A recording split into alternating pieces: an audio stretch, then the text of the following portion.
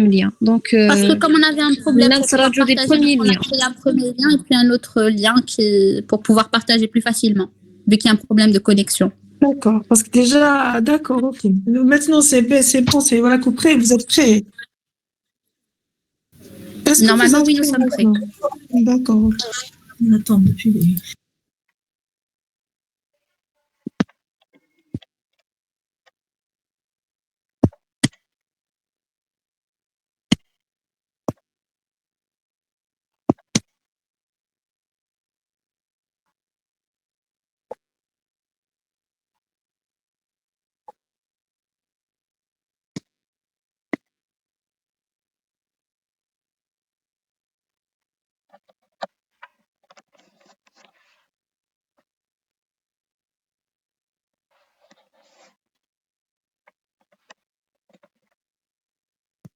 Alors, c'est bon.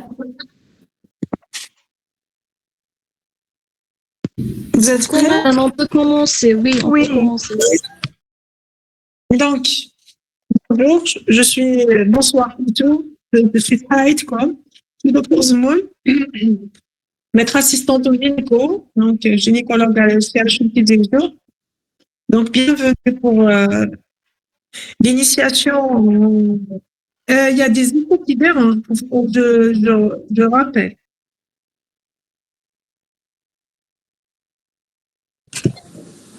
J'ai pas compris, madame. Qu'est-ce que vous avez dit? Il y a des échos, l'écho, c'est-à-dire l'écho de ma voix. Non. Non, madame, on entend très bien. D'accord, d'accord. Alors, comme je vous disais, c'est une émission. Donc,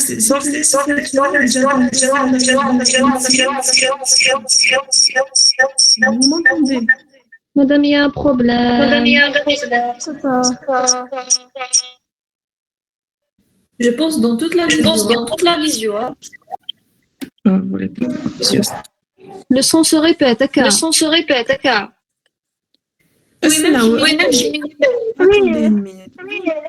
Une minute, on va refaire, il n'y a pas de problème. Ça va régler, je pense. Ça va mieux? Oui, madame.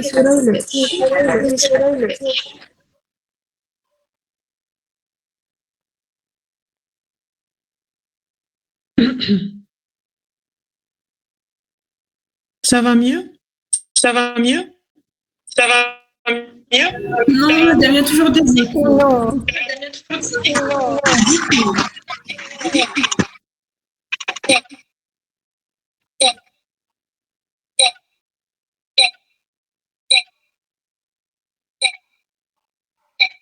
Et ça va? Non.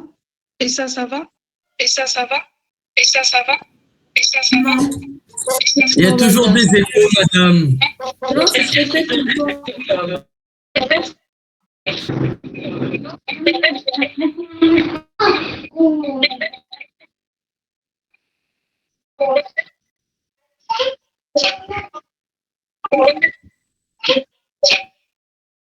D'habitude, j'ai aucun souci.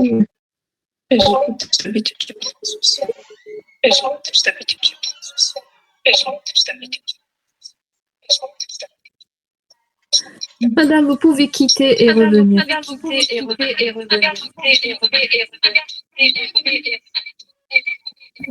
Je pense que le problème est pour tout le monde. Hein.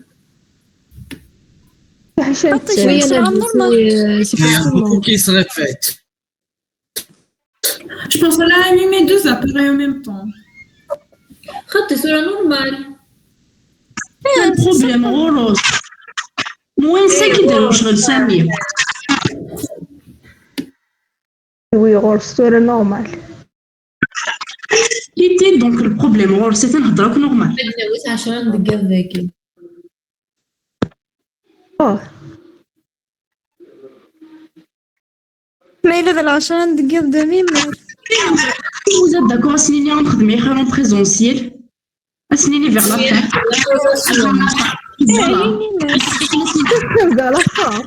Pardon, Oui. je vous ai dit, ni reste au téléphone la dernière fois, Naïd, Zama, ce qu'elle va faire, c'est qu'elle va faire une partie SAG parce qu'elle voulait faire pour SAG, l'autre partie, elle peut la faire en présentiel. L'essentiel est bel expérience biomédicale parce que, Temda, voilà, c'est vrai.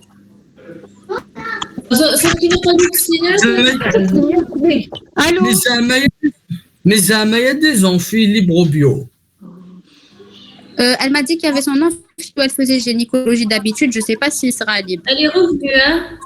D'accord, ouais, elle est revenue, c'est bon, merci. Inès. Pas de souci. Allô? Oui, madame, on vous entend. Vous m'entendez mieux maintenant? Oui, c'est mieux. Non, il y a le même problème. Hein.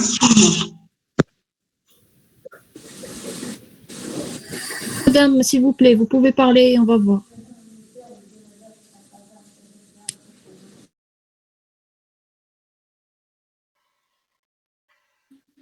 Est-ce que vous m'entendez comme ça? Oui. Donc, Oui, c'est pas... madame. Oui, Sans madame. Oui, on vous entend. On vous voit. D'accord, donc vous n'allez pas me voir, c'est pas grave. On vous voit, madame. On vous voit. Je te vois. C'est le son qui nous intéresse. Ah, c'est gentil. Alors, comme je vous ai dit, vous êtes des étudiants en préclinique, donc vous êtes en deuxième année médecine, donc vous entamez votre carrière en tant qu'étudiant en médecine, Inch'Allah, éventuellement comme médecin généraliste puis spécialiste ultérieurement. Donc, l'appareil génital féminin. Donc, n'importe quelle spécialité que vous allez faire plus tard. Donc, pour ceux qui vont faire, il y en a certainement ceux qui vont faire gynéco. Et ceux qui vont faire les autres spécialités vont être toujours confrontés à notre gynéco, à notre spécialité. Parce que là, vous m'entendez? Oui. Oui. Sans problème. Madame, votre caméra est activée. Pardon? Votre caméra est activée. Elle est activée On vous maintenant. voit. Non. Maintenant, elle est désactivée. Elle est activée maintenant. Oui. Oui, vous l'avez réactivée, madame. Et, mais vous me voyez, non? Madame, vous pouvez Pardon? maintenant. Madame, écoute, s'il vous plaît. Maintenant, la Oui. caméra est activée. Donc, vous cliquez. Elle va devenir réactive. Elle est activée normalement. Oui, mais j'ai pas- Si vous voulez la désactiver. Pourquoi je veux la désactiver? Il n'y a pas de souci, non? D'accord, madame, c'est bon. C'est bon. Oui, madame. Elle est active.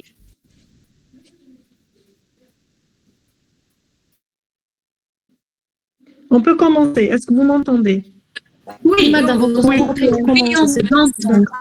Donc, je vous ai dit, on va parler d'appareil génital féminin. Alors, il y a des organes génitaux internes et des organes génitaux externes. Pour aujourd'hui, on va essayer de parler des organes génitaux internes. C'est les gonades. D'accord? Il n'y a pas que les gonades, il y a aussi le tractus génital qui contient l'utérus. Donc, l'utérus, c'est celui-là, c'est cet organe-là qui va contenir le bébé et éventuellement qui va subir des modifications lors de l'accouchement. Savoir, est-ce que vous m'entendez? Il y a toujours un écho. Non, c'est normal. Non, c'est normalement maintenant. Vous entendez bien? Oui, très bien. Oui, madame. D'accord. Oui, madame. D'accord. Donc, et pour les questions, vous pouvez poser les questions que vous voulez, d'accord? Alors, je vous ai dit, les organes génitaux féminins, surtout les organes génitaux internes, c'est eux qui permettent la continuité de notre espèce humaine par la naissance d'un nouveau-né, par la naissance du bébé. Donc, c'est pour ça, c'est important d'étudier ces organes génitaux internes. Et j'ai parlé dans mon cours, il y aura aussi des petites introductions sur la physiologie et éventuellement quelques parties qui vont initier la pathologie. Donc, en tant que cycle préclinique, pas encore. On va pas encore parler de la pathologie. Alors, les organes génitaux internes. Diapo suivante, s'il vous plaît, mademoiselle ou monsieur. L'appareil, la deuxième diapo, s'il vous plaît. Celui qui partage l'écran. Allô? Je pense qu'elle n'est pas là. Hein. Celui qui partage l'écran, s'il vous plaît, la deuxième diapositive. Madame, peut-être elle a un problème de connexion pour le moment. Pardon? Peut-être elle a un problème de connexion pour le moment. C'est bon, elle a bougé, la souris.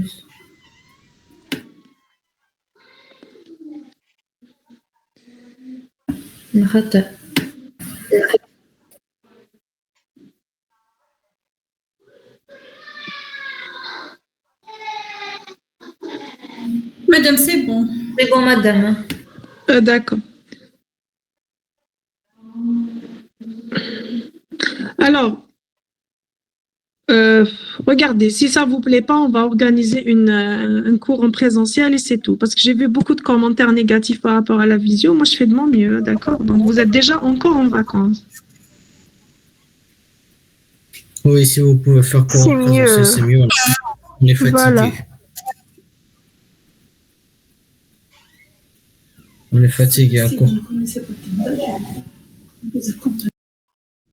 On continue, vous voulez qu'on organise... Vu que nous avons là, on peut cumuler qui est pour moi. Voilà,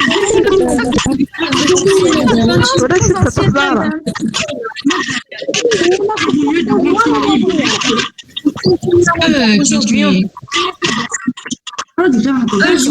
Alors, ça y est, s'il vous plaît. Ça se voit que vous êtes très jeune. Vous partez, s'il vous plaît, laissez-moi travailler. Donc, vous écoutez et c'est tout. Si vous n'arrivez pas à écouter tous, on arrête et on reprendra un autre jour les 3 cours. Pour mardi, ça peut y aller parce que c'est ma journée off, il n'y a pas de souci. D'accord?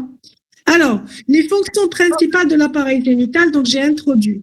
Je vous ai dit, c'est la production de gamètes. Production de gamètes, ça veut dire ovules. C'est la continuité d'espèces. L'accueil des SPZ, des spermatozoïdes, des gamètes mâles. Donc cela, c'est pour permettre le col. Alors, c'est aussi le rôle de cet appareil génital. Donc, ça se pourrait que je vous pose une question. Quel est le rôle de cet appareil génital?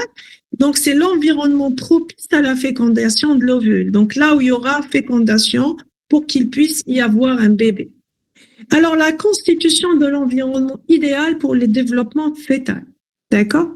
La constitution d'un environnement adéquat, donc il faudrait que l'utérus soit en bonne... c'est-à-dire qu'il contient pas de problème, c'est-à-dire il faudrait, parce qu'on va parler, quand vous allez faire de la pathologie, on va parler des ruptures utérines, on va parler des utérus cicatriciels, tout ça, vous allez le voir ultérieurement.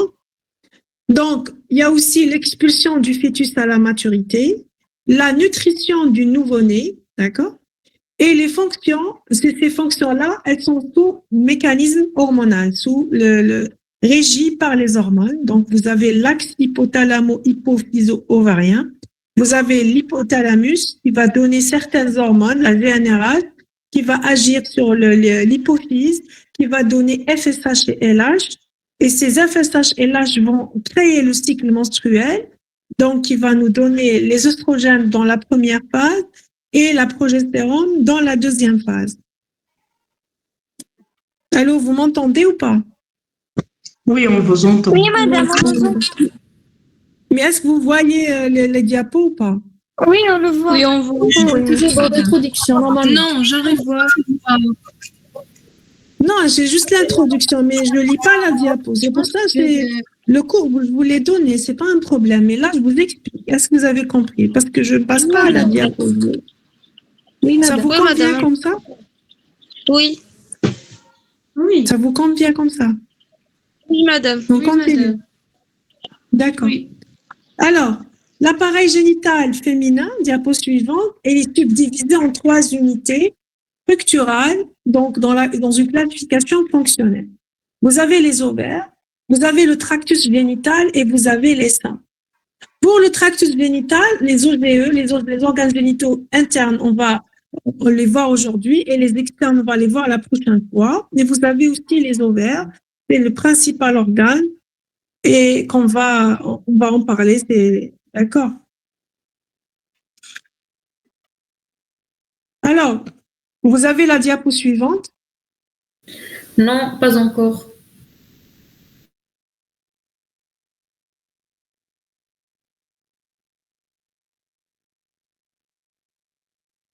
La diapo suivante.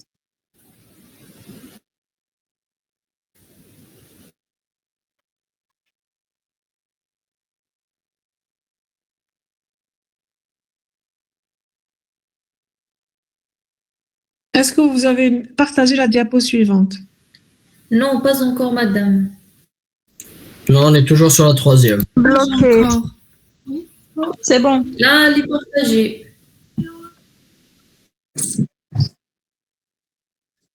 Donc, vous avez une coupe du pelvis féminin. Donc, vous voyez ce qui est en rose au milieu, c'est l'utérus. Ce qui est en haut, blanchâtre, c'est l'ovaire. Vous avez le rectum en arrière et la vessie en avant. Donc, l'appareil génital féminin, il se trouve, les organes génitaux internes plutôt, se trouvent au milieu, donc au niveau du pelvis. Donc, ils sont cernés par l'appareil par digestif en arrière et par la vessie, l'appareil urinaire en avant. Donc, si vous voulez, il est cerné par ces deux organes. Et c'est ce qui explique, par exemple, les petits maux de la grossesse. Par exemple, une femme enceinte, quand elle a un gros utérus, donc ça peut comprimer sur sa vessie, elle aura une polachyurie. Polachyurie, ça veut dire qu'elle aura une envie d'uriner qui est très, très répétée, une polachyurie. Et elle peut avoir aussi des signes digestifs tels que la constipation. Donc, c'est tout ça parce qu'il y a une situation géographique, si vous voulez, de notre appareil génital féminin interne, donc qui est cerné entre les deux organes digestifs et urinaires. Alors, il y a aussi, pas que dans la physiologie, mais dans la pathologie aussi, certaines pathologies telles que les cancers, par exemple, quand on a un cancer de l'appareil génital féminin, il peut migrer, c'est-à-dire il peut se disséminer par contiguïté en avant vers la vessie et en arrière vers le rectum. D'accord? Est-ce que c'est compris? Madame, comment elle peut provoquer une constipation? Pardon? Vous avez dit Oui. si on a l'utérus, il est grand, il peut provoquer une constipation, c'est ça? Oui. Oui. Comment elle peut la provoquer? Parce qu'il comprime. Le rectum. Il comprime le rectum, peut le comprimer. Surtout s'il est rétroverté. Et parfois aussi, les hormones de la grossesse, c'est physiologique. Elles ralentissent le transit intestinal. Tout doit être ralenti pour éviter qu'il y ait éviter qu'il y ait des avortements. D'accord? D'accord, merci madame. Il y a quelqu'un qui a posé, j'ai pas compris. Gonade, Travus, c'est qu'est-ce qu'ils ont? J'ai pas compris. Qu'est-ce qu'ils Madame, je voulais dire, quelles sont les trois unités? J'ai pas bien entendu les trois. Vous avez dit les gonades, les tractus génitales et les seins, les mamelles. Ok, madame, merci. D'accord. Donc, les seins, c'est pas moi, non, c'est le docteur Benzida.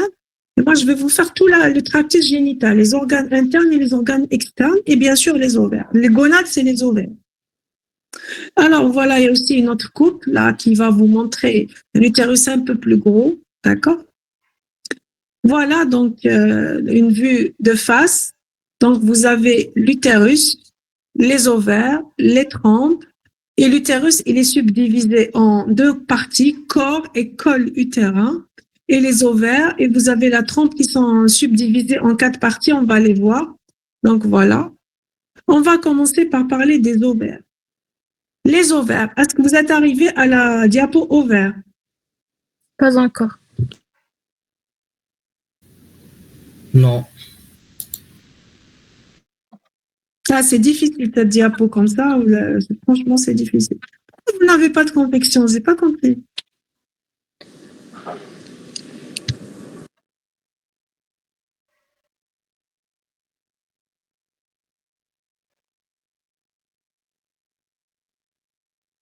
Madame, vous pouvez continuer parce qu'on voit le diapo. Vous voyez la diapo? Alors, Mais pas les ovaires. celle des ovaires. Hein. Pardon? On voit pas celle des ovaires. Hein. Elle est juste en bas. La 8e diapo, normalement. Les ovaires, c'est ça. Tu veux dire là où il y a 8e du diapo. texte Oui. ou bien des images? J'ai pas C'est du compris. texte ou bien c'est des images? On voit des schémas. Oui. Pas encore les schémas. Je dois introduire d'abord. Oui, donc Ah, vous parlez des ovaires? Oui, je vois pas encore. Anaïs.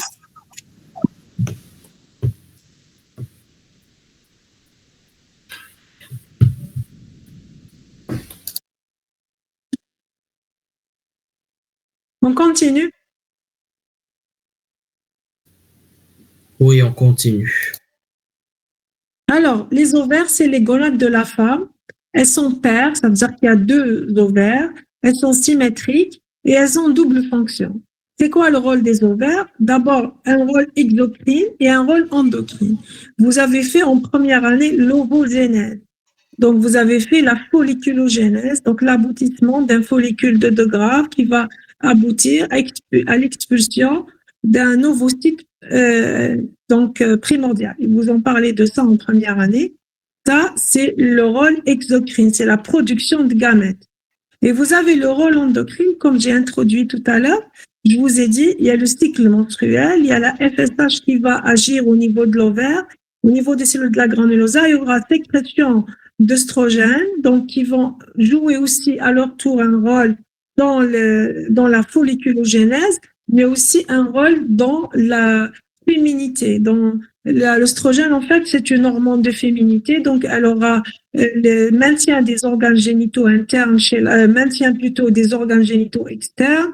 Donc tout ce qui elle protège la femme contre le vieillissement, contre l'édentation, contre la chute de cheveux. Donc l'œstrogène, donc vous allez le voir en physiologie, c'est important le rôle des œstrogènes. Et vous avez la progestérone aussi qui a beaucoup de rôles aussi. Donc entre autres le maintien de la phase lutéale et la préparation de l'endomètre éventuellement pour une éventuelle grossesse.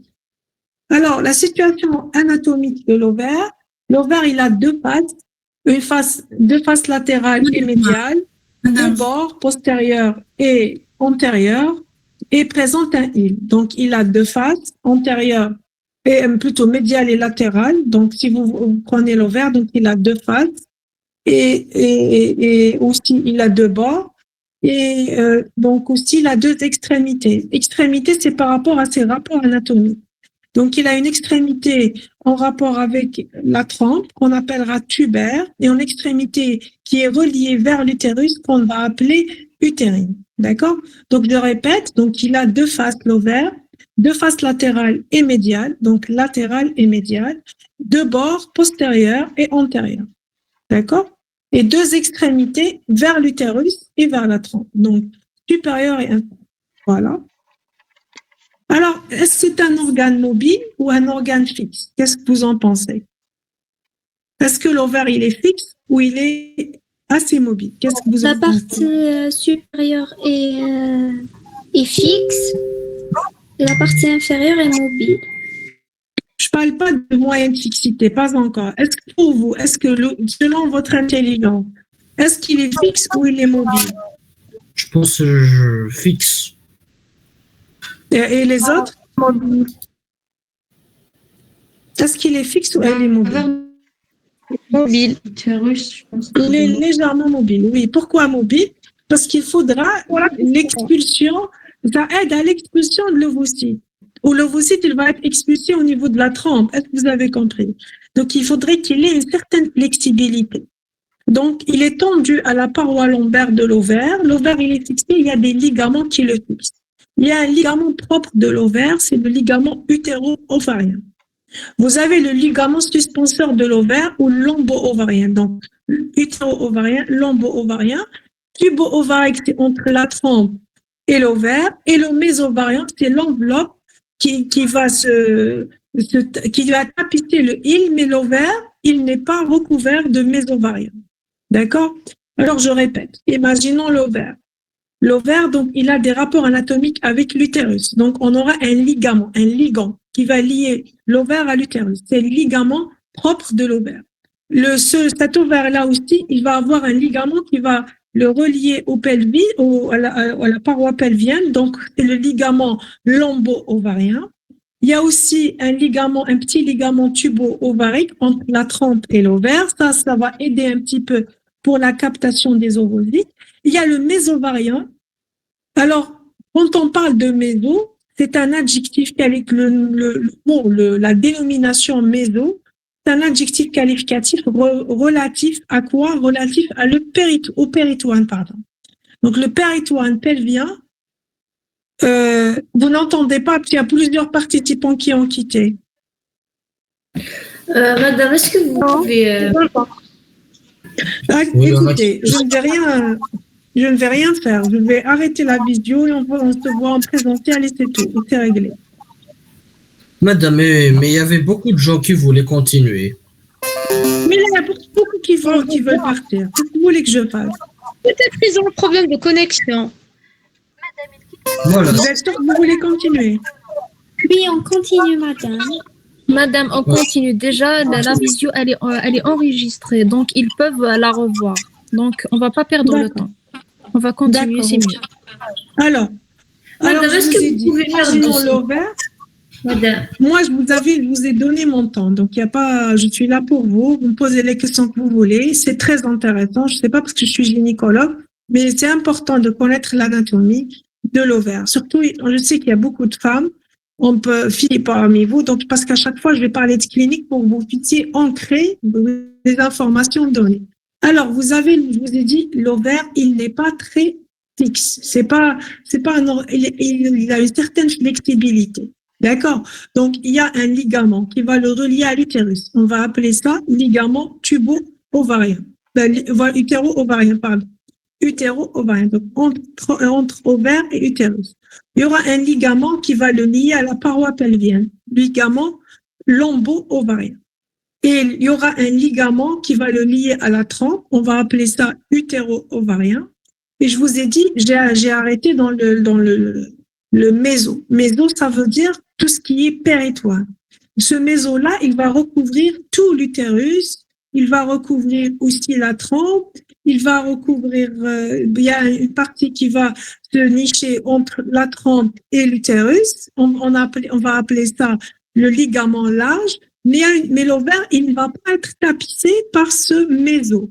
Donc, l'ovaire, il ne va pas être recouvert. Donc, juste à sa partie hilaire, au niveau de hile, il va nous donner le ligament, la ligne de phare. Est-ce que c'est compris? Donc, pourquoi c'est important de connaître ça? Vous êtes jeune, en 2e année. Donc là, vous n'allez pas me comprendre. Mais quand vous allez être vous allez avancer dans vos études et dans votre pratique clinique, surtout nous, en tant que chirurgiens, par exemple, quand on fait une chirurgie d'un cancer, par exemple, gynécologie, le fait de comprendre que l'ovaire, il n'est pas tapissé par le péritoine, donc ça va nous faciliter notre acte chirurgical. Et là aussi, quand je vous parlais de ces ligaments-là, tous ces ligaments, quand on va faire une chirurgie, on doit enlever, par exemple, pour enlever l'ovaire, on appellera ça une ovarectomie. Tous les ligaments dont je vous ai parlé, on est obligé de les enlever. Donc c'est le contraire, enlever les moyens de fixité. D'accord? On va parler de ce qui est très important maintenant. Bon, je vais vous montrer la diapo de fixité de l'ovaire suivante, ma fille. Mon fils, la diapo suivante. Madame, alors, une question. Vous avez, oui. S'il vous plaît, est-ce que vous pouvez répéter sur les rapports des ovaires et le méso à la fin? Vous avez mentionné quelque chose. Je vous ai dit que le méso ne recouvre pas l'ovaire. L'ovaire, il n'est pas recouvert par le, il n'y a pas de péritoine qui recouvre l'ovaire. Madame, vous avez dit qu'il y a une partie qui est recouverte, mais vous avez... Oui, non, j'ai dit le hile. Seulement le hile. Madame, quelles sont les structures que le méso recouvre? Pardon? Quelles sont les structures que le méso va recouvrir? C'est pas le sujet maintenant. On parle que de l'ovaire. Le méso, il va recouvrir beaucoup de choses. Il va recouvrir l'utérus, il va recouvrir la trompe, je vous ai dit, il y a quelque chose qu'on appellera le ligament. Alors, c'est pas de votre programme. On parle de l'ovaire, retenez l'ovaire et ça suffit. D'accord? Ça vous suffira pour votre examen et pour votre connaissance. D'accord? D'accord. D'accord. Oui, madame. Alors, on Oui. continue. Donc, pour la fixité, donc tout ce qui est en vert, la diapo suivante, c'est les moyennes de fixité. D'accord? Donc, vous avez, pour l'ovaire, vous avez le ligament utéro-ovarien, vous avez le lombo-ovarien, donc vous avez le ligament propre de l'ovaire, voilà, et vous avez, je vous ai dit, une petite partie au niveau de l'isthme, plutôt au niveau du île, le mésovarium, donc c'est une petite partie qui est, d'accord. Alors, on va parler de la vascularisation. Alors, la vascularisation de l'ovaire, elle est double. Donc, elle provient de l'artère ovarique et provient de l'artère utérine. Oui, madame. Donc, retenez ça. La vascularisation de l'ovaire, elle est double. Elle provient de l'artère utérine et de l'artère ovarique. Pour l'artère utérine, elle va nous donner la branche médiale. Pour l'artère ovarique, elle va nous donner la branche latérale. D'accord? Après, entre les deux origines, les deux vascularisations, il y aura des anastomoses qui vont apparaître. Quel est aussi le rôle? Pourquoi il y a une double vascularisation? Parce que, comme je vous ai dit, l'ovaire, c'est la gonade.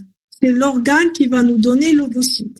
Donc, par exemple, si on fera une hystérectomie, par exemple, si on enlève l'utérus, et la femme, elle est toujours jeune, donc elle pourra garder son ovaire et il y aura l'ovaire, il va continuer à sécréter des hormones et elle ne sera pas ménopausée. Par exemple, des fois aussi, on a des femmes chez qui on a un problème des adhérences, la vascularisation, elle n'est pas bonne, donc il y a toujours des relais qui vont apparaître. D'accord? Madame, Oui. s'il vous plaît, vous avez dit il y a une double vascularisation, l'artère ovarique et L'artère ovarique et l'artère utérine. L'artère ovarique va nous donner la branche latérale, ovarique latérale et ovarienne latérale, et l'artère utérine va nous donner la branche médiale ovarique. D'accord? J'ai pas encore, je suis juste en train de vous expliquer. Alors voilà, donc l'artère ovarique, elle naît de l'aorte, elle va nous donner deux rameaux, un rameau tubaire et un rameau ovarique. Et l'artère utérine va nous donner le rameau ovarique. Je viens de dire ça. Donc, la vascularisation de l'ovaire, elle est double. Il ne faut pas oublier ça.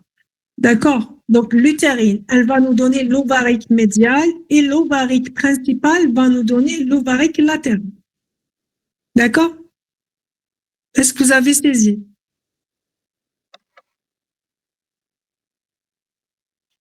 Oui. On continue.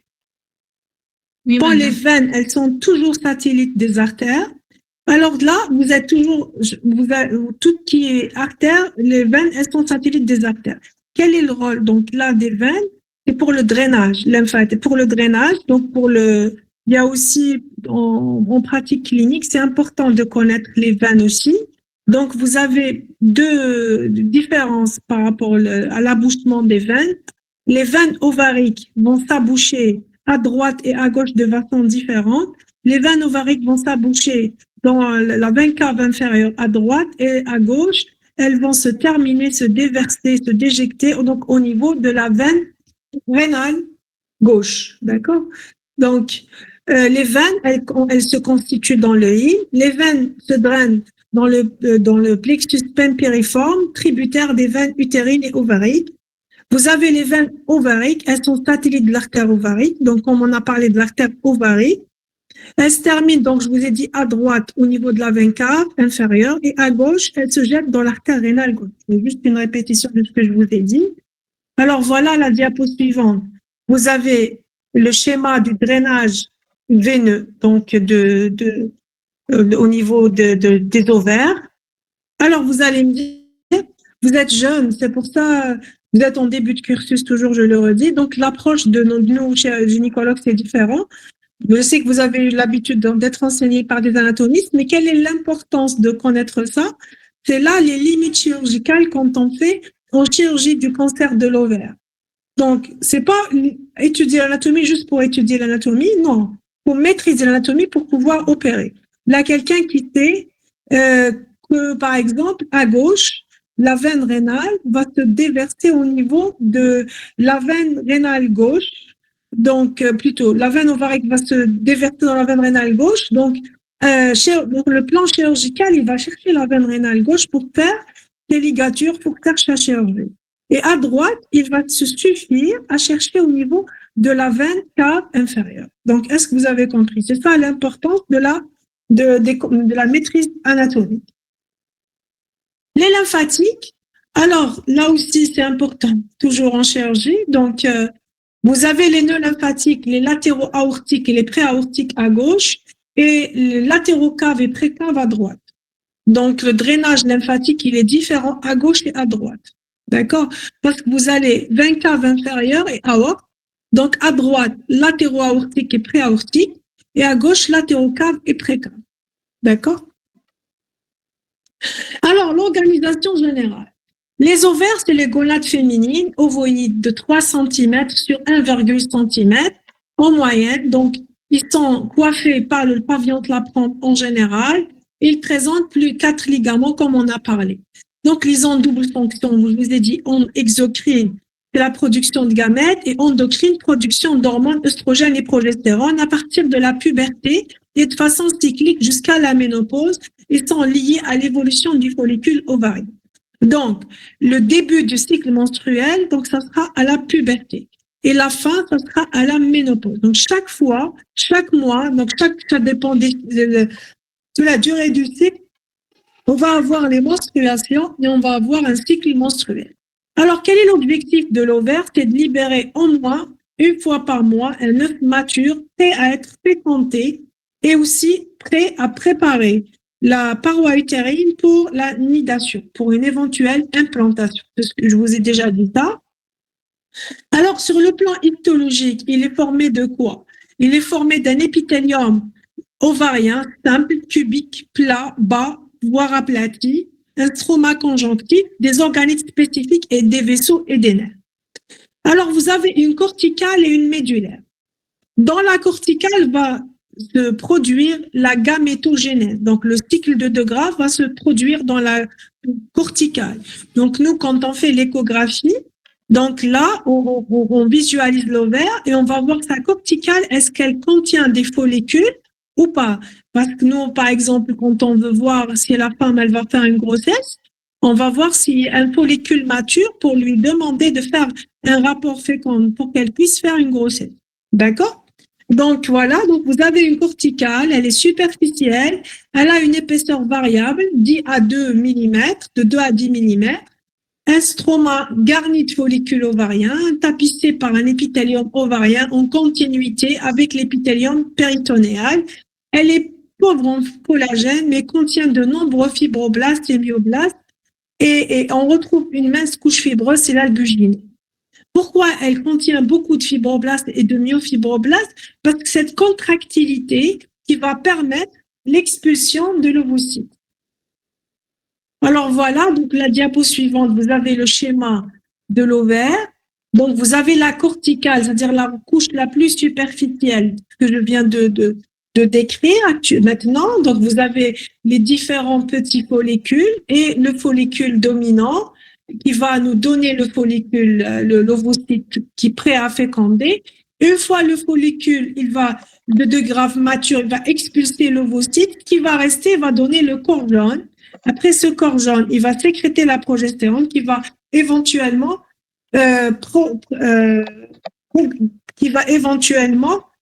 préparer une nouvelle grossesse. Je suis à la 19e diapo. Je lis et pas trop. Je préfère vous expliquer parce que les diapos, vous les avez. D'accord? Alors, vous avez la médulaire. Alors, elle a une zone iliaire, il y a des fibres, des reliquats embryonnaires, des artères, des vaisseaux, des nerfs, voilà. Et il y a une zone parenchymateuse, elle contient des vaisseaux sanguins et elle contient des organes. Ben, une petite parenthèse, on ne vous parle pas que d'anatomie. Parfois, on a des tumeurs, des petites tumeurs qui vont se former aux dépens de cette médullaire. Par exemple, on peut avoir des petites des tératomes, c'est-à-dire des tumeurs qui vont se développer au niveau de cette région-là. Donc, donc c'est important aussi de connaître cette région. Donc la médullaire, elle est riche, elle contient pas de follicules, donc elle est riche en fibroblastes, elle est riche en reliquats embryonnaires. Voilà. Alors, voilà, donc la diapo suivante. Vous avez en périphérie la corticale et la médullaire. Donc, quand il y a le I qui est très là, je suis à la diapo numéro 21. Donc, qui contient la vascularisation, donc on va enrichir donc l'ovaire. Donc, voilà. On va parler un petit peu d'ovogénèse.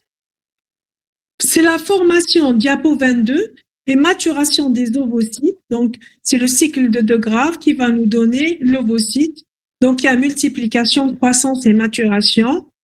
Voilà, donc c'est pas le programme, c'est pas le multiplication, accroissement et maturation, diapo 23. Diapo 24, c'est la folliculogénèse, le cycle de De Graaf. Oui, est-ce qu'il y a des questions? Non, c'est juste la diapo n'a pas changé. Pour moi, si. Nous sommes toujours à la 13. À combien? 13. Ah, maintenant. Oui, juste maintenant. Vous êtes à 13. C'est changé maintenant, merci. Est-ce que vous arrivez à me suivre ou pas?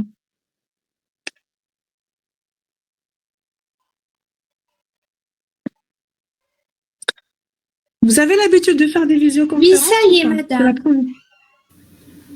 Oui, on a l'habitude, on rencontre Oui, des fois madame. ces problèmes, oui. Alors, vous avez la folliculogénèse, donc la diapo numéro 24. Donc ça, c'est le rappel anatomique seulement de votre première année médecine. Donc l'expulsion de l'ovocyte, pardon, et vous aurez le corps jaune, puis le corps blanc, le follicule atrésique. Voilà. Alors, l'ovulation toujours, c'est la libération de l'ovocyte par l'ovaire. Donc vous avez une pente ovulaire, donc on aura une décharge de LH qui va provoquer la rupture du follicule ovarien. Le corps jaune. Donc, une fois expulsion de l'ovocyte, il y aura le corps jaune. Le corps jaune, donc, ça représente le follicule déhiscent après l'ovulation, donc, qui présente un aspect plissé. Et c'est la membrane de Slavinsky disparaît complètement. Les capillaires sanguins de la tête envahissent rapidement la granulosa. Alors, les cellules de la granulosa, ils vont se lutéiniser et constitueront le corps jaune. Alors, le corps jaune va nous donner la progestérone qui va servir à maintenir la phase lutéale et préparer l'endomètre pour une éventuelle grossesse. D'accord? Vous avez la diapo suivante. Donc, j'ai anticipé, j'ai parlé de la progestérone et tout. Voilà, donc voilà, c'est le corps jaune. D'accord? C'est le corps progestatif. Le corps jaune, pendant les 3 premiers mois... Madame, t'as pas changé la diapo. Oui. Oui. Elle s'est restée juste... Je suis à la diapo numéro 28. Il y a 63 diapos.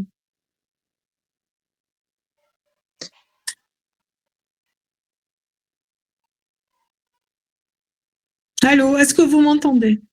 Oui, c'est réglé.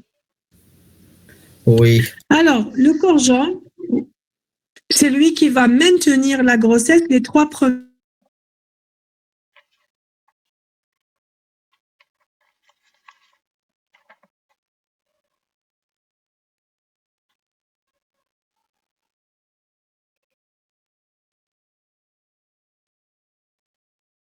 mois. Donc, avant l'ébauche du placenta, le larvé qui va se trouver au niveau de l'ovaire. Vous m'entendez? C'est une catastrophe, cette diapo. Madame, est-ce que vous pouvez répéter à propos de corps jaune? Pardon? Est-ce que vous pouvez répéter à propos de corps jaune? Oui, je vous ai dit le corps jaune, c'est le follicule déhiscent. C'est quand il y aura expulsion de l'ovocyte. Donc, il y aura le corps-jaune qui va prendre place. Donc, ce qui reste du follicule déhiscent, du follicule de Graaff, si vous voulez, il va devenir follicule déhiscent. Il va nous donner le corps-jaune. Le membrane de Slavinsky disparaîtra. Donc, les capitales sanguines des TEC vont rapidement envahir la granulosa. Donc, il y aura les cellules de la granulosa qui vont se lutéiniser. Donc, il y aura beaucoup de vaisseaux sanguins. D'accord? Donc, ce corps jaune, donc, il va sécréter la progestérone. Madame. Donc, il va maintenir la grossesse les 3 premiers mois avant l'ébauche du placenta, avant que le placenta prenne le rôle. Est-ce que vous avez compris ou pas? Madame, s'il vous plaît, c'est quoi lutéinisation? Lutéinisation. Donc, on parle, c'est relatif à tout ce qui est subi l'effet de la progestérone. Est-ce que vous avez compris? Donc, par exemple, j'ai phase folliculaire. Tout ce qui subit l'effet de la progestérone, on parlera lutéinisation. Corps jaune, il va se lutéiniser, donc il va subir l'effet de la progestérone et va commencer aussi à élaborer la progestérone. Est-ce que vous avez compris? Oui, merci. D'accord, voilà. Alors, on va parler maintenant, vous avez des petites photos du corps jaune. Voilà. Vous avez en phase folliculaire expulsion de l'ovocyte. Après, vous avez le corps jaune qui va prendre le relais. Après grossesse, non grossesse. S'il y a grossesse, il va continuer à élaborer la progestérone.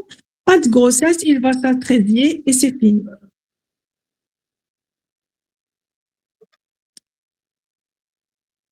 Alors, le follicule involutif.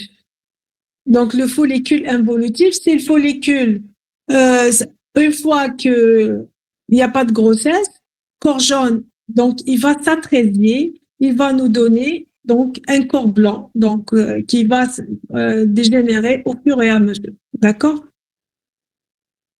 Alors, si je m'amuserais à prendre une personne et la suivre pendant 30 ans. Est-ce que vous avez, pour vous expliquer en tant que futur médecin, donc qu'est-ce qui va se passer chez la même femme? À la puberté, après à 20 ans, à 30 ans, à 40 ans, à 50 ans, qu'est-ce qui va se passer? Si je devrais faire des échographies pour voir l'état des ovaires, à 12 ans, 13 ans, on va dire qu'elle a eu ses règles. Je vais trouver une corticale très, très riche en follicules. Et je vais trouver une médulaire assez légèrement dense. Donc, à 20 ans, elle sera toujours riche, la corticale. Donc, mais la densité commence à augmenter. Pourquoi la densité commence à augmenter? Parce que tout simplement, tous les follicules atrésiques, ils vont si vous voulez, c'est comme un cimetière des follicules. D'accord? Donc, après, au fur et à mesure, l'âge avance. À 40 ans, je vais trouver quelques follicules avec une médulaire plus dense. Et à 50 ans, je vais faire l'écho, je vais trouver un ovaire complètement dense avec, je ne vais pas voir de follicules. Est-ce que vous avez compris? Donc, au fur et à mesure qu'on avance dans l'âge, le capital folliculaire, c'est-à-dire le potentiel folliculaire va diminuer et cette corticale va s'appauvrir en follicules, mais le stroma, c'est-à-dire la médulaire, elle va devenir beaucoup plus dense et c'est comme ça le processus de vieillissement de la femme. Voilà. Alors, on va parler de la lutéolyse. Donc, le corps jaune quand il va subir la lutéolyse, donc il va subir une dégénérescence fibreuse. Donc, il y aura apparition du corps blanc, vous en avez parlé. Donc, on peut avoir donc une lise rapide ou un petit peu plus lente, ça dépendra de la femme. Donc, ça dépend de l'état de la femme. Alors, le contrôle ovarien, contrôle neuro-endocrine de l'ovaire.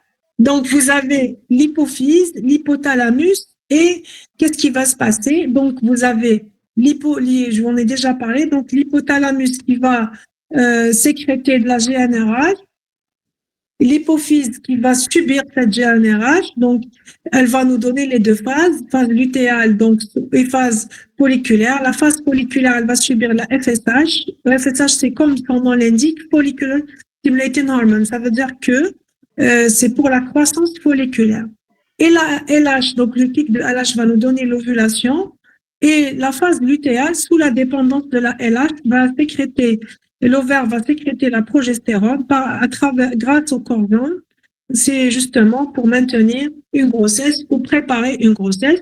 Donc, il y aura des modifications cycliques au niveau de l'endomètre, de l'appareil génital complet, pas que l'endomètre. L'endomètre, c'est l'épithélium de l'utérus. Après, il y aura apparition de règles, si pas de grossesse. D'accord? Diapo suivante. Quelles sont les pathologies de l'ovaire? L'ovaire, qu'est-ce qu'il peut avoir comme maladie? Il peut avoir un kyste, il peut avoir un cancer, on peut avoir un problème d'anovulation, donc absence d'ovulation, donc absence de grossesse et absence de règles. On peut avoir des endocrinopathies. Vous avez une endocrinopathie très importante à connaître, c'est le syndrome des ovaires micropolykystiques. C'est quoi ce syndrome des ovaires micropolykystiques? C'est des femmes qui ont une hyperandrogénie, c'est des femmes qui ont beaucoup de testostérone, qui ont beaucoup d'hormones masculines, justement parce que ils ont un aspect des ovaires caractéristique et pathologique. On appelle ça les ovaires micropolykystiques. Vous avez les insuffisances ovariennes, c'est les femmes qui sont programmées génétiquement à épuiser leur capital folliculaire précocement et faire une ménopause précoce. Vous avez l'infertilité, la stérilité et vous avez l'endométriose, une pathologie donc qui peut toucher l'ovaire. Est-ce que vous avez des questions sur l'ovaire, s'il vous plaît? Madame, quand vous avez parlé de la densité des follicules. J'ai pas bien compris. Oui. La densité, pas la densité. Le potentiel c'est-à-dire folliculaire. le capital folliculaire, c'est-à-dire le nombre de follicules. Oui. Oui, c'est pas la même chose. Oui. Si vous pouvez réexpliquer, j'ai pas bien compris. Qu'est-ce que tu n'as pas bien compris? Vous avez dit avec l'âge, les follicules vont diminuer, c'est ça? Bien sûr. Regarde, à la naissance, on a 2 millions. Après, à la puberté, on aura 400 000. Chaque mois, on a un groupe de follicules qui vont essayer de faire, de s'accroître, vont essayer de se développer pour nous donner un follicule de 2 grammes, follicule dominant. Un seul va se développer. Donc, au bout d'une période, donc 30 ans pour certaines femmes, 35 ans pour d'autres, on a une programmation génétique, chacune elle est différente. Donc, je vous ai dit, quand on fait l'échographie, nous, en tant que gynécologue, donc, on fait l'échographie chez la même femme, par exemple, il y a à 15 ans, à 20 ans, à 30 ans, c'est pas le même aspect échographique. À 15 ans, je vais trouver beaucoup de follicules. À 20 ans aussi, je vais trouver beaucoup de follicules. À 30 ans, assez. À 40 ans, moins. Et à 50 ans, je vais plus trouver de follicules. Est-ce que c'est compris? Parce qu'il y aura un épuisement de cette bourse de follicules. Est-ce que c'est compris? D'accord, merci. Est-ce que vous avez d'autres questions? Madame, oui, s'il vous plaît, vous pouvez refaire pourquoi la vascularisation de l'ovaire est doublée? Je vais vous expliquer. Regarde, je te dis l'ovaire, maintenant tu vas voir l'utérus. L'ovaire, il a des rapports entre l'utérus et la trompe. La vascularisation, elle vient d'où de l'ovaire? Elle vient si tu veux, d'une artère principale, artère gonadique. Elle s'appelle artère ovarique. Et une deuxième artère, c'est l'artère utérine. Donc, la vascularisation de l'ovaire, elle est double. Donc, elle vient de l'artère ovarique et elle vient de l'artère utérine. L'artère ovarique va nous donner l'artère ovarique médiale. Latérale. Et l'artère utérine va nous donner la branche, va nous donner l'artère ovarique médiale. Donc, l'utérine va te donner la médiale et l'ovarique va te donner la latérale. D'où viennent, pourquoi c'est différent? Donc, il y aura des anastomoses. Donc, l'artère ovarique ou l'artère gonadique ou l'artère ovarique principale, elle vient directement de l'aorte. L'artère utérine, elle vient de l'artère hypogastrique, c'est l'iliaque interne. Donc, deux double vascularisation de l'ovaire. Donc, une de l'utérine et une de l'ovaire. Ovaire, ça va nous donner, l'ovaire principal, ça va nous donner la latérale et l'utérine, ça va nous donner la médiale. Est-ce que c'est compris? Oui, madame. Mais vous avez expliqué par rapport à la migration de l'ovocyte. Vous avez expliqué pourquoi. Et j'ai pas bien saisi. J'ai pas expliqué pourquoi la migration, c'est par rapport au ligament, c'est pas la vascularisation.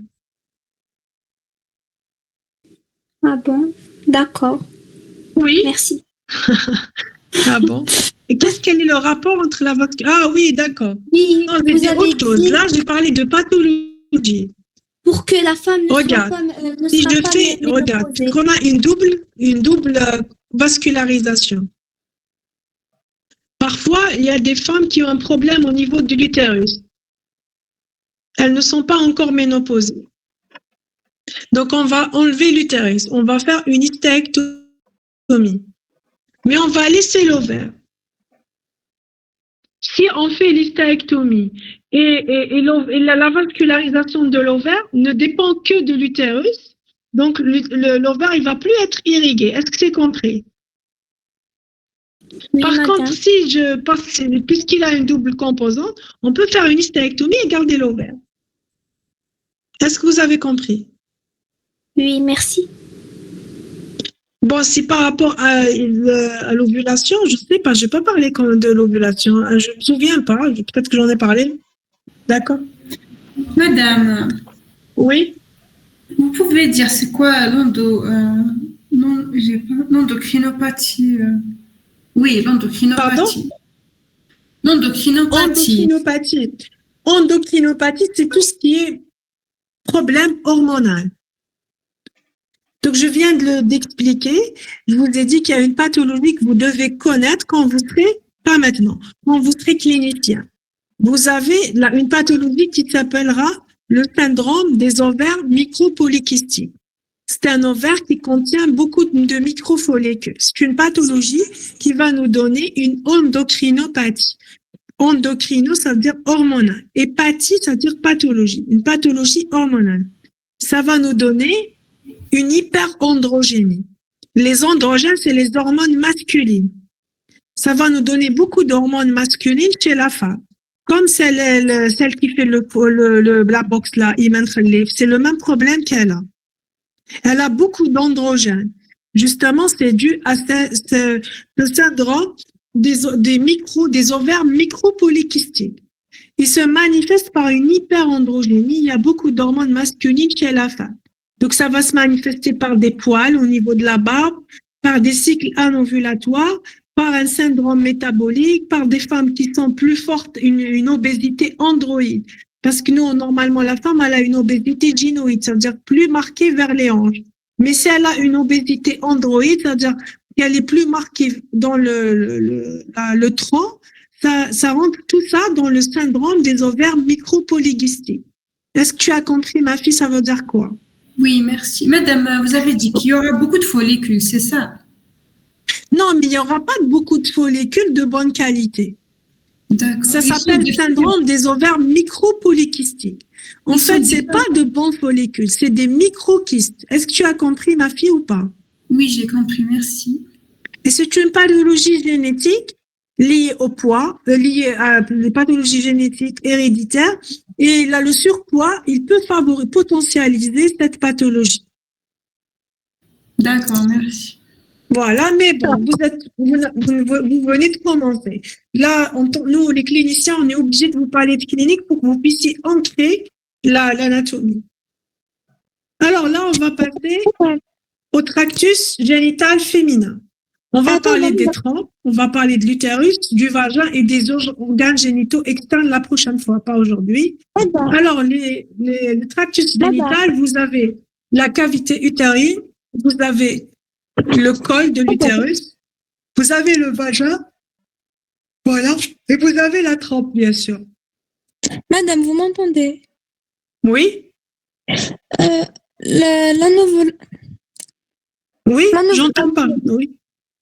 On peut la considérer comme une... J'ai pas entendu votre question, mademoiselle, oui? J'ai dit la novulation. Est-ce qu'elle peut être considérée comme une ménopause précoce? Non, non, non. Non. La ménopause précoce, c'est toute une pathologie. Non, non, non. La ovulation, ça peut exister, surtout si tu poses la question à titre personnel. Ça existe parce que on a beaucoup de problèmes, le stress, il y a un déséquilibre hormonal. Non, non, non. La ménopause précoce, c'est autre chose. Il ne faut pas avoir le syndrome de l'externe. Tout ce que vous faites, vous imaginez que c'est vous. Non, non, c'est rien. L'ovulation, ça va se régler. C'est pas un problème. D'accord, merci madame. D'accord. Alors, le tractus génital présente des variations morphologiques cycliques hormonodépendantes. Je vous ai dit que l'ovaire sécrétait des hormones qui nous donnaient le cycle menstruel et qui nous donnaient les menstruations qui étaient les règles. En fait, il n'y a pas que les règles, il y a pas que l'ovaire qui va subir ce cycle, tous les organes génitaux vont subir ce cycle. Les seins vont subir ce cycle, l'utérus va subir ce cycle. Non, c'est pas le deuxième cours, c'est la deuxième partie du premier cours. Le deuxième cours, pas encore. Alors, je ne ferai pas le deuxième cours, je suis fatiguée, donc je vais finir ça et c'est tout. Alors, je vous ai dit, le corps utérin va subir les hormones, les trompes vont subir les hormones. Pourquoi ils vont subir ces hormones-là? Parce que chaque phase du cycle, il y aura un objectif. Et l'objectif final, c'est de faire une grossesse. Donc, la première partie, l'utérus, il va subir ce cycle pour essayer de se préparer à une grossesse. La période d'ovulation, donc le col, il va s'ouvrir, il va se charger de substances qui vont faciliter le passage des spermatozoïdes. Et la deuxième partie du cycle, le col, il va se fermer et il y aura une grossesse, donc tout va changer. Voilà. Alors, le tractus présente des variations morphologiques cycliques hormonodépendantes de la puberté à la ménopause. Alors, le tractus prend naissance près des ovaires. Vous avez son rôle principal, c'est l'accueil des gamètes, des ovocytes, la fécondation, le développement du bébé et l'expulsion et l'accouchement du bébé. On va commencer par les trompes. C'est quoi le rôle des trompes? Le rôle des trompes, c'est le siège où se passe la fécondation. C'est un conduit musculo-membraneux, à peu près de 10 à 14 cm. Il contient 4 parties. Vous avez le pavillon, l'ampoule, l'isthme et le segment intra-utérin, ou intramural ou interstitiel. Donc, la trompe, elle est divisée en 4. Donc, vous avez le segment intra-utérin, vous avez l'isthme, l'ampoule en forme d'ampoule et vous avez le pavillon et les franges de Richard. Donc, diapo suivante. Voilà, donc vous voyez la trompe. Donc, vous avez l'isthme, l'ampoule et l'infundibulum. D'accord? Donc, il est subdivisé en 4 parties. Diapo numéro 41. Voilà, donc vous avez une vue postérieure de la trompe. Donc, le 1, c'est la paroi utérine, donc la partie plutôt utérine de la trompe. 2, c'est l'isthme. 3, c'est l'ampoule. Et 4, c'est l'infundibulum. Et elle se termine par 10 et 11, c'est les franges de Richard qui servent à capter l'ovocyte du sternum. Est-ce que c'est compris? Donc, la trompe, 10 à 14 cm, 4 parties. Donc, vous avez la portion intra-utérine, vous avez l'isthme, l'ampoule et l'infundibulum et les franges de Richard. Voilà. Donc, elles conduisent l'ovule aux ovaires, à l'utérus siège du développement fœtal. Donc, au niveau de la trompe, l'ovocyte, il est capté par les franges de Richard et il y a des contractions musculaires au niveau des trompes qui vont faciliter le passage de l'ovocyte au niveau de la trompe. Après, il y aura une réunion, si vous voulez, une fécondation avec l'ovocyte au niveau de la trompe et après, il y aura relargage de cet ovocyte au niveau fécondé, donc au niveau de l'utérus. Donc, vous allez faire l'anidation. On va parler de morula, de blastocystes et tout ça. Donc, au stade de blastocyte, donc l'œuf fécondé, il va se nicher, donc il va s'implanter au niveau de la paroi utérine. Alors, quelle est sa structure? Donc, la trompe, elle a 3 tuniques, muqueuse, musculeuse et séreuse. La muqueuse, la lumière, elle est régulière et découpée par un épithélium cylindrique. Elle est composée de cellules ciliées, donc plus nombreuses pendant la période ovulatoire. Quel est le rôle de cette cellule ciliée? Justement, pour essayer de relarguer cet ovocyte. Vous avez une musculeuse, donc il est très mobile, la trompe. Elle va essayer justement par des contractions musculaires de capter l'ovocyte et d'aider à l'ovulation, à la fécondation. Et vous avez une séreuse. Alors, voilà. Donc, quels sont les moyens de fixité de la trompe? La trompe, en réalité, elle est très mobile. Elle est fixée seulement par sa partie utérine, par le ligament tubo-ovarien. Vous avez aussi le mésosalpinx, donc c'est le péritoine qui va recouvrir la trompe. Le mésosalpinx, c'est un repli péritonéal entourant la trompe et forme au-dessous d'elle le mésosalpinx, partie supérieure du ligament large. En fait, c'est comme un voile, le ligament rond, plutôt le mésosalpinx, c'est comme un voile, comme un foulard qui va tapisser la trompe. Donc, pas que la trompe, il va tapisser aussi l'utérus, il va créer le ligament large, il va nous donner la repli supérieure du ligament large. Et je vous ai dit, c'est important en pathologie. Voilà, donc en clinique, pour l'instant, pour la préclinique, retenez que la trompe, elle est recouverte par un mésosalpinx, qu'elle est constituée de 4 parties. Donc, et surtout les différentes parties de la paroi. On va parler aussi de la vascularisation. La trompe, elle est très mobile. Juste un petit ligament utéro-ovarien. Plutôt, un petit ligament tubo-ovarien. D'accord? Est-ce que c'est compris pour le moment pour la trompe? On va passer à la vascularisation de la trompe. La vascularisation de la trompe, elle est parallèle à la vascularisation de l'ovaire. Donc aussi, elle est tributaire de l'artère ovarique et de l'artère utérine. L'artère ovarique, elle va nous donner le rameau tubaire latéral. Comme elle nous a donné le rameau tubaire, le rameau ovarique latéral. Et l'artère utérine va nous donner le rameau tubaire médial. Il y a toujours des anastomoses. Et donc, c'est des arcades qui vont être sous-tubaires, donc où elles naissent perpendiculairement à des rameaux pour la trompe. Alors, il y a une pathologie que j'aimerais bien vous en parler, c'est la grossesse extra-utérine. La trompe, c'est le siège de prédilection de grossesse extra-utérine. Donc, justement, quand on fait la GU, la grossesse extra-utérine, on doit impérativement préserver la vascularisation de l'ovaire. Donc, on va faire attention pour ne pas toucher l'artère ovarique. D'accord? Les veines, elles se drainent dans une volumineuse arcade sous-tubaire, les lymphatiques satellites de celle de l'utérus, les nerfs proviennent du plexus de l'hypogastrie. Alors, est-ce que vous avez compris les différentes portions de la trompe? Donc, elle a 4 portions, la vascularisation, le rôle de la trompe, et les veines, les lymphatiques et les nerfs. C'est ce que je vous demanderai pour l'anatomie de la trompe. Quelle est la fonction de la trompe? Donc, elle achemine l'œuf vers l'utérus grâce au mouvement ciliaire, elle nutrit l'œuf et la migration et survie des SPZ.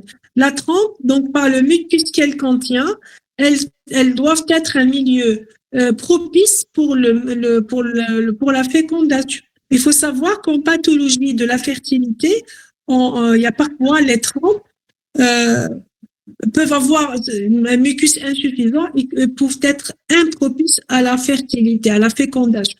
D'accord? Alors, la pathologie tubaire, on peut avoir les infections, on peut avoir les inflammations, les infections, surtout les infections sexuellement transmissibles, chlamydiose, donc surtout en premier lieu. On peut avoir on appelle ça telpenvite, donc inflammation. Bon, le cancer de la trompe, il est très rare. Est-ce que vous avez des questions pour la trompe? Madame, quand on a une insuffisance du mucus qu'il y a dans les trompes, comment cela peut provoquer une infertilité? Parce qu'il va pas être un milieu propice. D'accord, pour le développement des spermatozoïdes, pour C'est-à-dire qu'il peut être spermicide, il peut tuer les espazettes. Est-ce que tu as compris? D'accord. Du coup, D'accord. c'est Il faudrait qu'il y ait un mucus adéquat ou alors, des fois, on a un problème dans la motilité. Donc, les trompes, elles sont pas assez mobiles. Donc, et ce mucus, il est insuffisant pour pouvoir relarguer l'œuf fécondé au niveau de la trompe. Donc, parce que l'œuf, il doit être relargué vers l'utérus, ça va nous donner une grossesse extra-utérine. Est-ce que c'est compris? Oui, merci. Je vous en prie. Est-ce qu'il y a d'autres questions? Madame, le ligament large que vous avez cité, c'est le ligament tubo-ovarien. Non, non, ça n'a rien à voir. C'est autre chose. Et je veux pas vous embrouiller avec ça.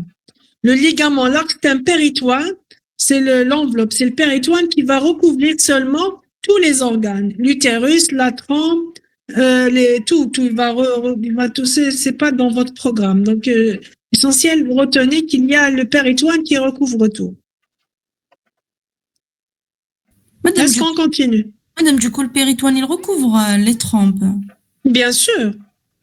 Et l'ovaire, non. Non, je vous ai dit non. Ah oui, d'accord. Alors, l'utérus, c'est le plus important. Bon, tout est important, mais c'est l'utérus. On peut faire des grossesses sans trompe, dans la fécondation in vitro. Mais on peut pas faire de grossesse sans utérus. D'accord? Bon, actuellement aussi, on peut faire des grossesses sans ovaire chez les femmes ménopausées par don d'ovocytes. Mais bon, mais ça reste controversé. Donc, mais l'essentiel, l'utérus, c'est l'organe le plus important pour faire une grossesse. D'accord? Alors, c'est un organe musculaire, creux, médian, sous forme d'une poire de 7 cm de longueur à 4 cm de largeur. Il est aplati d'avant en arrière. Il est composé d'une portion dilatée, c'est le corps, dont la partie supérieure forme le fond, et d'une partie cylindrique, c'est l'isthme, avec le col qui s'ouvre dans le vagin. Donc, je répète, il a la forme d'une poire, il y a un corps, et il y a une région isthmique et un col. Le corps, donc, il y a une région phendique, qu'on va parler du fond, et l'isthme, c'est la partie inférieure, juste avant le col. Cet isthme-là, c'est à ce niveau qu'il y aura l'accouchement et tout ça, donc à ce niveau, le col et l'isthme. Alors, regardez l'utérus, diapo numéro 50. C'est un organe creux, musculaire.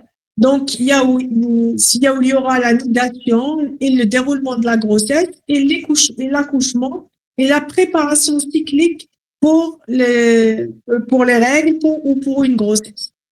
Donc, voilà. Donc, il est creux, musculaire, en forme de poire. D'accord? Alors, il se trouve où? Donc, c'est un organe impair, donc il y a un seul. Il est médian. Il est situé dans la partie moyenne du petit bassin. Donc, il y a en avant la vessie, comme je vous ai montré tout à l'heure. En arrière, le rectum. En bas, le vagin.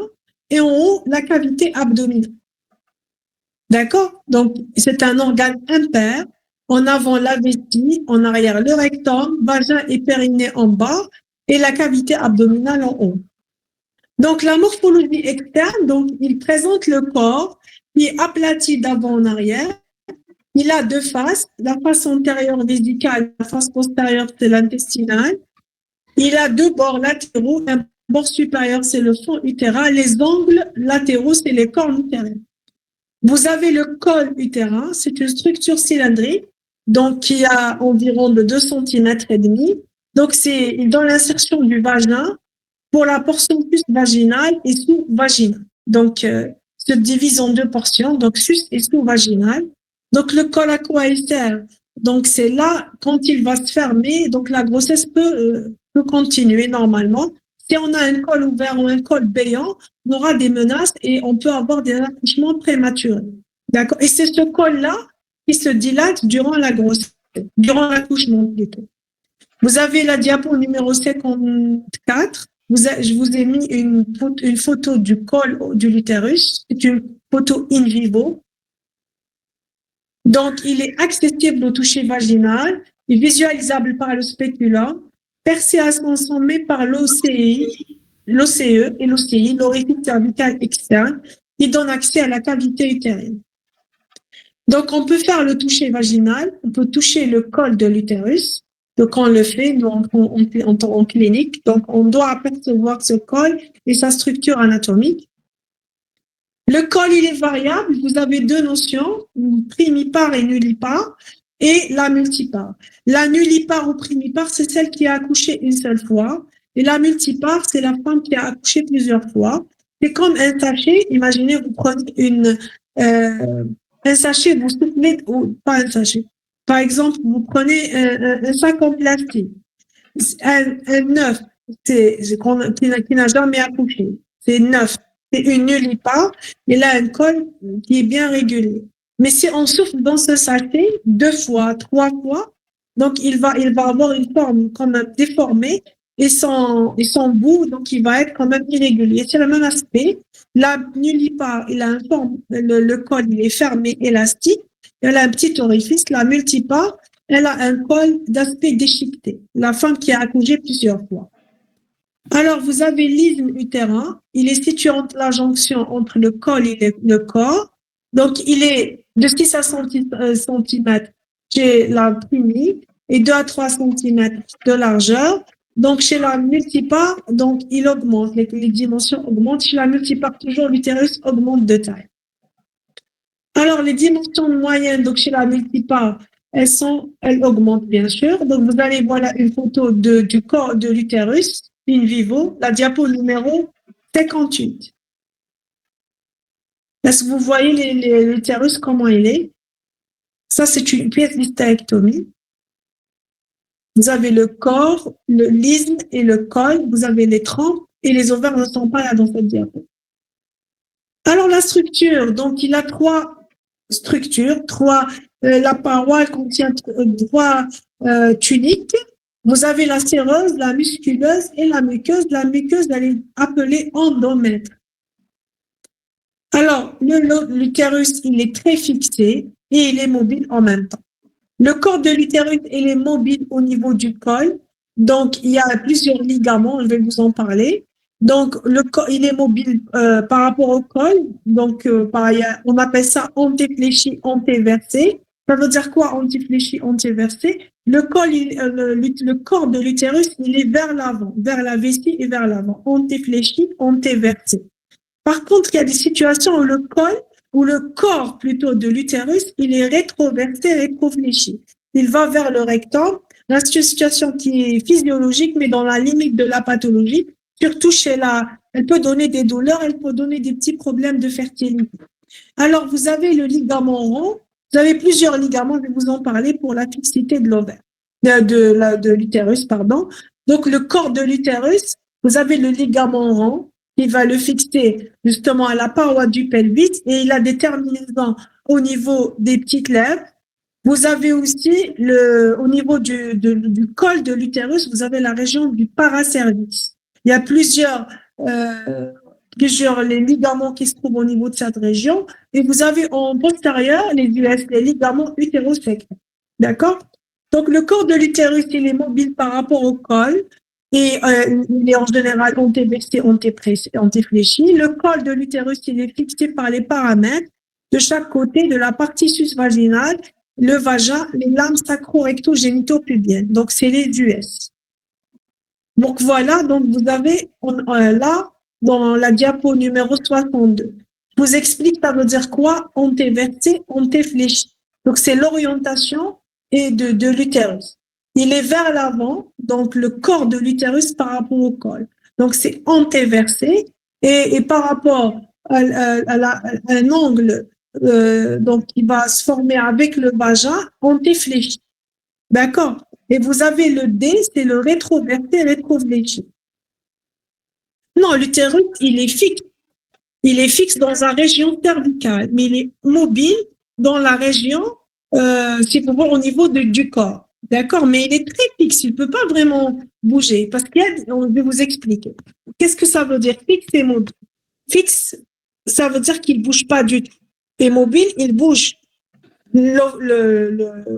L'utérus, il n'est pas comme les onces intestinales. Il bouge tout le temps. Non. L'utérus, il va bouger, par exemple, quand il va contenir un bébé, il va augmenter de volume et il va changer juste de direction. Mais sinon, ce n'est pas un organe mobile de façon proprement dite.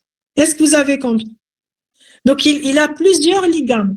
Au contraire, s'il est très mobile, ça va donner des douleurs pelviennes chroniques. D'accord? Alors, est-ce qu'on dit qu'il est fixe ou mobile à l'état normal? Donc, il est fixe et mobile à l'état normal. Donc, on ne peut pas dire qu'il est 100% fixe, mais il est un petit peu mobile. Mais on va dire qu'il est fixe. D'accord? D'accord. Et à la grossesse, on dit qu'il est mobile. Il n'est pas mobile, il va juste changer de conformation. Alors, dans les deux cas, c'est fixe et mobile. Oui, pardon? Qu'est-ce que vous avez posé comme question? Allô? Oui, je vous ai dit que, alors, c'est dans les deux cas, il est fixe et mobile. En réalité, il est fixe. Est-ce que tu as compris? Il est fixe à sa région ischémique. Si tu veux, en bas, c'est comme un arbre. Est-ce que tu as compris? C'est comme un arbre. Oui, oui. D'accord. À la région ischémique, il est fixe. Elle est paracervique. Il y a une espèce de feutrage vraiment très, très solide au niveau du col. Est-ce que tu as compris? C'est le paracervix, les paramètres. Toute la région, il y a plusieurs. D'ailleurs, pour faire l'hystérectomie, c'est un peu compliqué à ce niveau-là. Et vous avez les ligaments. Mais il a une certaine mobilité. Est-ce que tu as compris? S'il était très fixe, ça peut nous donner des douleurs pelviennes chroniques aussi. Est-ce que c'est compris? D'accord. Elle m'a posé une question par rapport à la rétroflexion. Rétroflexion, c'est une nature anatomique. Quand c'est une nature anatomique, généralement, il n'y a pas de problème. Mais ça peut ralentir un petit peu la fertilité. Mais quand il y a des problèmes dus à des adhérences, par exemple, une femme qui a de l'endométriose ou une femme qui a fait de chirurgie pelvienne, quand on aura des adhérences, c'est-à-dire des inflammations qui vont rendre l'utérus rétrofléchi, là, ça peut ralentir une fertilité. Est-ce que c'est compris? Est-ce que c'est compris?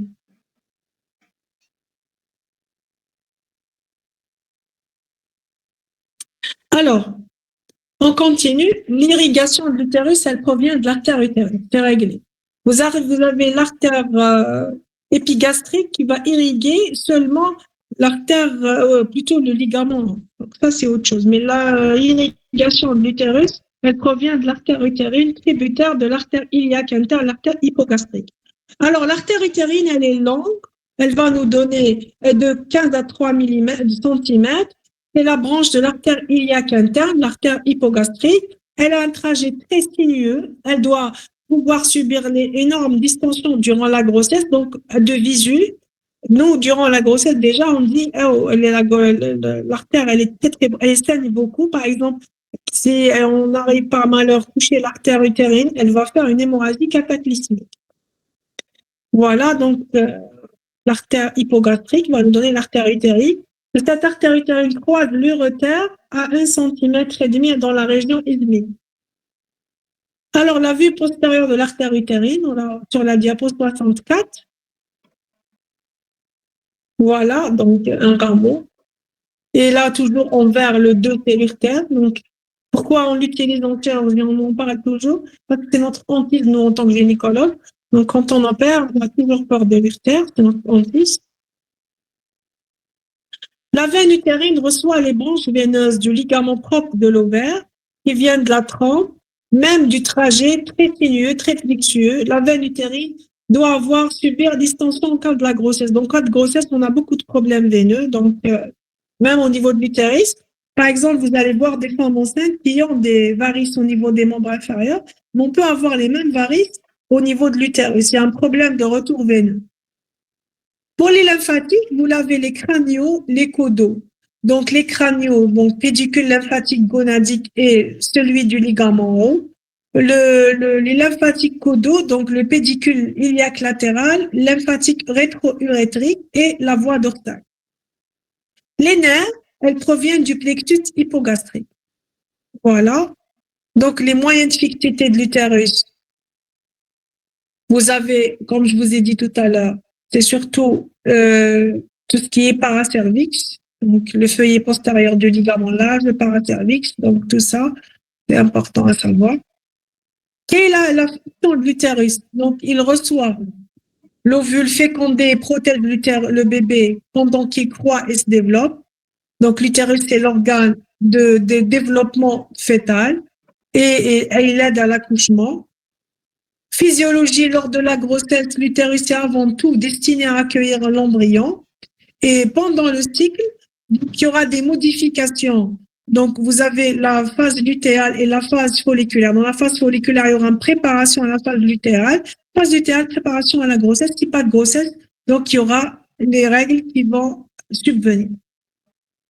Qu'est-ce que vous avez comme pathologie de l'utérus? Vous avez au niveau du col, dysplasie du col, cancer du col, l'endométriose. Vous avez les fibromes, les cancers de l'endomètre. Vous avez les cancers de l'ovaire et les cancers ovariens. Voilà. Est-ce que vous avez des questions pour l'utérus? L'utérus, c'est juste l'ovaire qui est un peu compliqué. L'utérus, c'est simple. La trompe, c'est simple. Est-ce que vous avez des questions? Madame, c'est quoi dysplasie cervicale? Dysplasie, c'est une pathologie, c'est une anomalie au niveau du col. C'est des lésions précancéreuses, donc c'est une pathologie qui est assez sévère. Donc, vous n'êtes pas encore en clinique, je suis obligée de vous en parler brièvement. Donc, il y a des pathologies qui surviennent au niveau du col qu'il faudra connaître. Voilà. Est-ce que vous avez des questions? Madame, Oui. juste pour la situation de l'utérus, vous avez dit qu'il est anti-fléché et anti-versé. En général, et peut-être rétrofléchi, rétroversé. Oui, en général. Et s'il n'est pas anti-versé et anti-fléché, on va le considérer comme une pathologie. Non, j'ai pas dit pathologie, non, non. J'ai dit que ça peut exister, mais en l'échographie, on dit rétroversé, rétrofléchi, et c'est tout. Non. Mais je t'ai dit, ça peut donner des problèmes d'infertilité quand c'est pathologie. Quand ça rentre dans certaines pathologies. D'accord. Est-ce que vous avez des questions? Madame, du coup, c'est quoi la position la plus naturelle? C'est pas Antéversé, antéfléchi. D'accord. D'accord, voilà. Je vous remercie. Allez, bonne soirée. Yes, pareil. La cuisine.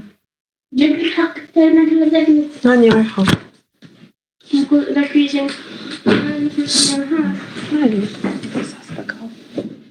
Vous qui vont mettre les centaines. Madame, il n'y aura pas une deuxième séance.